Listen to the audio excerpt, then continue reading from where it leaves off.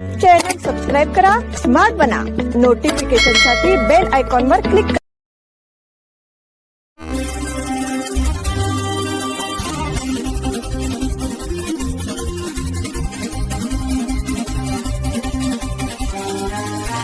नमस्कार, स्मार्ट न्यूजच्या बुलेटिन मध्ये आपलं स्वागत.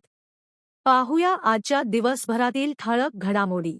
राज्य सरकारकडून तंबाखू आणि निकोटीन उत्पादनांवर बंदी. सार्वजनिक आरोग्याच्या हितासाठी कर्नाटक सरकारच्या अन्न सुरक्षा व औषध प्रशासन विभागाने तंबाखू आणि निकोटीनयुक्त उत्पादनांवर कठोर कारवाई सुरू केली आहे.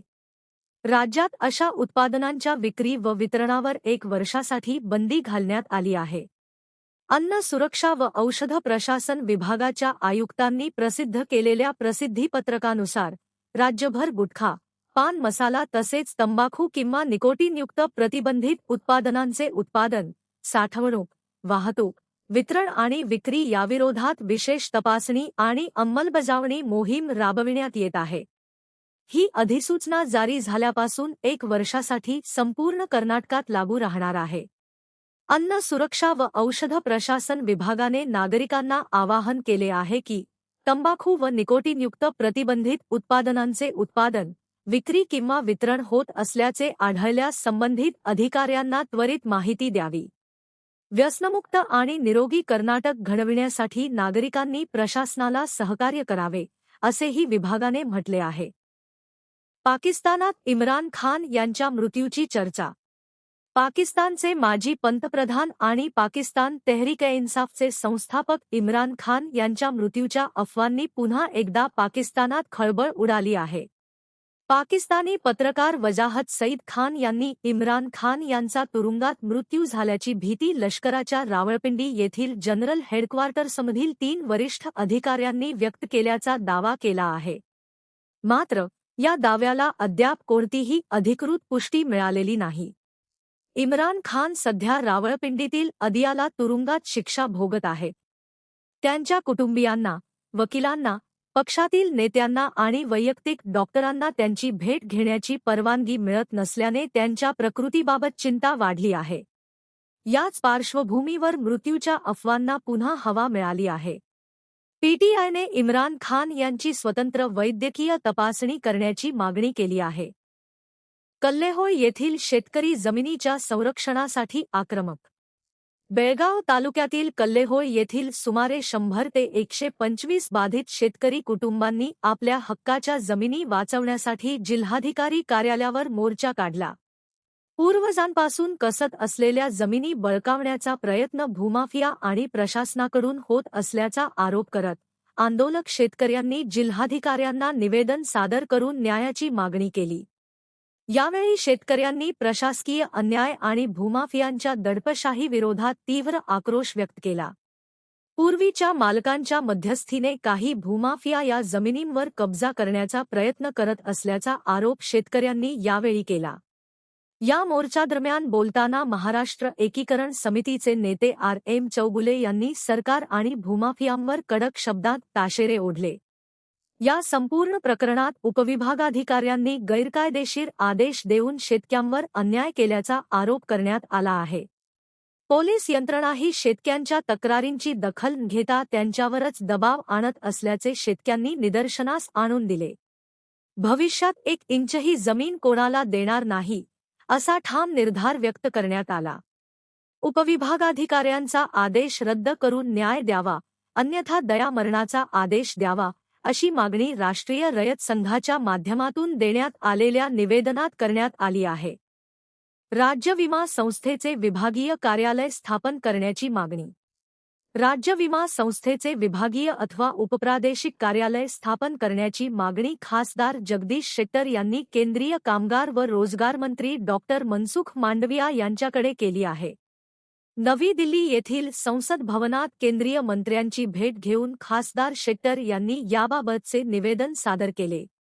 बेळगावमध्ये सुमारे 1 लाख कर्मचारी विमाधारक असून सध्या राज्य विमा संस्थेचा कारभार हुबळी येथील कार्यालयाच्या कार्यक्षेत्रात येतो. त्यामुळे कामगारांना आपल्या तक्रारी व विविध कामांसाठी सुमारे 120 किलोमीटर अंतरावरील हुबळी कार्यालयात जावे लागते. यामुळे कामगारांना मोठ्या अडचणींचा सामना करावा लागत असल्याचे शेट्टर यांनी निवेदनात नमूद केले. बेळगाव हे महत्त्वाचे औद्योगिक केंद्र असून येथे मोठ्या प्रमाणात कामगार वर्ग कार्यरत आहे. त्यामुळे कामगारांच्या सोयीसाठी बेळगावमध्येच कर्मचारी राज्य विमा संस्थेचे विभागीय अथवा उपप्रादेशिक कार्यालय सुरू करणे आवश्यक असल्याचे त्यांनी सांगितले. खासदार शेट्टर यांच्या मागणीची केंद्रीय मंत्री डॉक्टर मांडविया यांनी दखल घेतली असून या विषयावर लवकरच योग्य निर्णय घेतला जाईल, अशी ग्वाही दिल्याचे शेट्टर यांनी सांगितले. गणेशोत्सवाच्या पार्श्वभूमीवर पोलीस आयुक्तांची पाहणी. गणेशोत्सवाच्या पार्श्वभूमीवर बेळगाव शहरातील विसर्जन व्यवस्था आणि मिरवणूक मार्गांची पाहणी करण्यास प्रशासनाने सुरुवात केली आहे. पोलीस आयुक्त भूषण बोरसे यांनी मंगळवारी रात्री पावसात शहरातील विविध ठिकाणी प्रत्यक्ष पाहणी केली. दुपारी गणेश महामंडळाच्या पदाधिकाऱ्यांनी वडगाव येथील दुरावस्था झालेल्या विसर्जन तलावाची पाहणी करून ही बाब पोलीस आयुक्तांच्या निदर्शनास आणून दिली होती. त्यानंतर आयुक्त बोरसे यांनी रात्री स्वतः ನಮಸ್ಕಾರ. ಇತ್ತೀಚಿನ ದಿನಗಳಲ್ಲಿ ಬೇರೆ ಬೇರೆ ವಿಚಾರದಲ್ಲಿ ಸುಮಾರು ವ್ಯಕ್ತಿಗಳು ಸುಮಾರು ಸಂಘಟನೆಗಳು ಸೋಷಲ್ ಮೀಡಿಯಾದಲ್ಲಿ ಯಾವುದೇ ಪ್ರತಿಭಟನೆ ಅಥವಾ ರ್ಯಾಲಿಗೆ ಕರೆ ನೀಡ್ತಾ ಇದ್ದಾರೆ. ಆದರೆ ಕೆಲವು ಅದರಲ್ಲಿ ಪೊಲೀಸ್ ಪರ್ಮಿಷನ್ ಮುಂಚಿತವಾಗಿ ತಗೋತಾ ಇಲ್ಲ. ನೀವು ಯಾವುದೇ ಪ್ರತಿಭಟನೆ ಅಥವಾ ರ್ಯಾಲಿ ಮಾಡಿದರೆ ಅದರಿಂದ ಲೋಕಲ್ ಸಂಚಾರ ವ್ಯವಸ್ಥೆಗೆ ಧಕ್ಕೆ ಉಂಟಾಗಬಹುದು ಅಥವಾ ಕೆಲವು ವಿಚಾರಗಳಲ್ಲಿ ಲಾ ಆ್ಯಂಡ್ ಆರ್ಡರ್ಗೆ ಕೂಡ ಧಕ್ಕೆ ಉಂಟಾಗಬಹುದು. ಆದ್ದರಿಂದ ರ್ಯಾಲಿ ಮಾಡೋಕ್ಕಿಂತ ಮುಂಚೆ ಮತ್ತು संत नामदेव महाराजांचा संजीवन समाधी सोहळा उत्साहात संपन्न. संत शिरोमणी श्री संत नामदेव महाराज यांच्या 676व्या संजीवन समाधी सोहळ्यानिमित्त शिंपी समाज ट्रस्ट बेळगाव यांच्या वतीने विविध धार्मिक, सामाजिक, सांस्कृतिक व प्रबोधनात्मक कार्यक्रमांचे आयोजन करण्यात आले होते. शहरातील खडे बाजार येथील श्री नामदेव दैवकी संस्थेच्या कार्यालय परिसरात हा सोहळा भक्तिमय आणि उत्साहपूर्ण वातावरणात संपन्न झाला.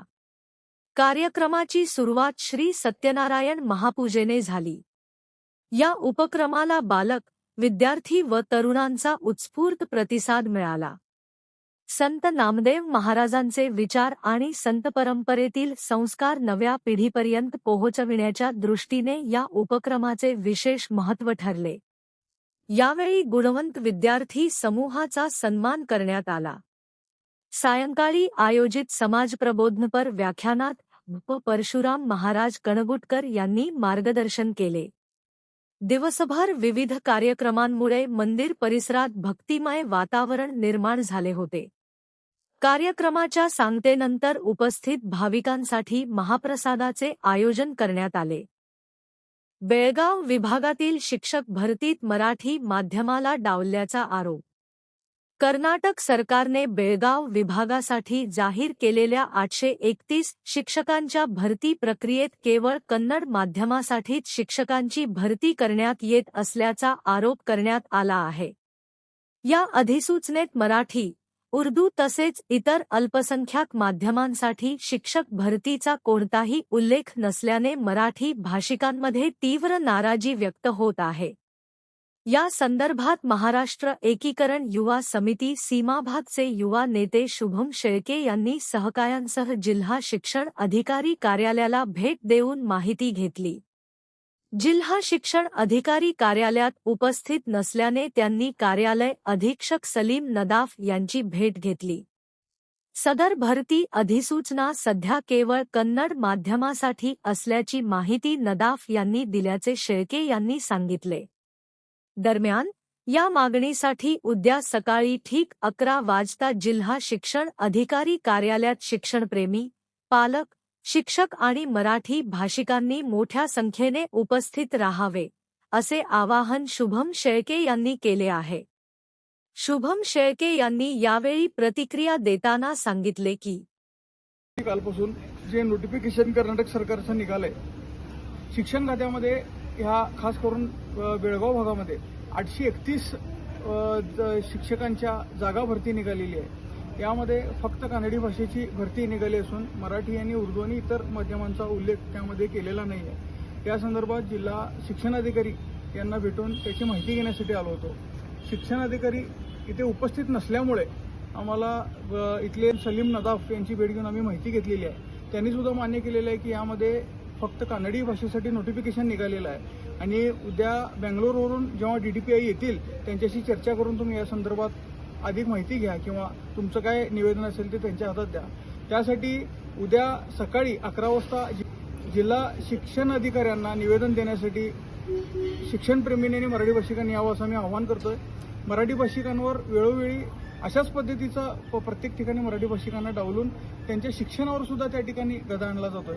यामध्ये मराठी विद्यार्थ्यांचं खऱ्या अर्थानं शैक्षणिक नुकसान होणार आहे. मराठीसोबतच इतर जे अल्पसंख्याक आहेत त्यांचं सुद्धा भयंकर शैक्षणिक नुकसान होणार आहे. हे होऊ नये यासाठी जिल्हा शिक्षण अधिकाऱ्यांना लवकरात लवकर याच्यात दुरुस्ती करून इतर माध्यमांसाठी सुद्धा भरती प्रक्रिया राबवावी अशी विनंती आम्ही या निवेदनाद्वारे करणार आहोत. उद्या सकाळी ठीक 11 वाजता जिल्हा शिक्षणाधिकारी येथे सर्वांनी उपस्थित राहायची विनंती करतो.